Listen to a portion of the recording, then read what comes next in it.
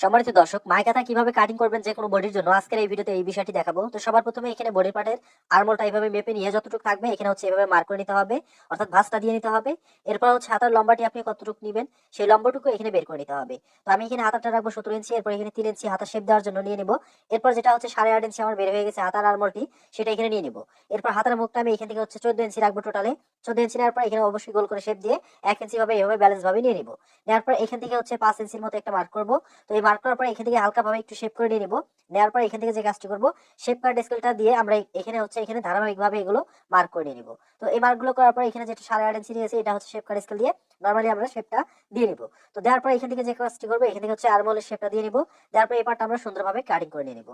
তো এইভাবে অবশ্যই হচ্ছে আপনার মাপগুলো নিয়ে এই পার্টটা হচ্ছে কাটিং করে নিয়ে নেবেন। তো এখানে আমি আপনাদের কাটিংটা করে দেখাচ্ছি।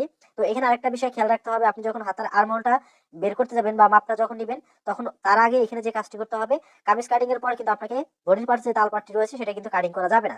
তাহলে কিন্তু এখানে আপনার যে মাপটা রয়েছে সেই মাপটা কিন্তু কম বেশি হতে পারে। ভিডিওটি ভালো লাগিয়ে থাকলে শেয়ার দিবেন।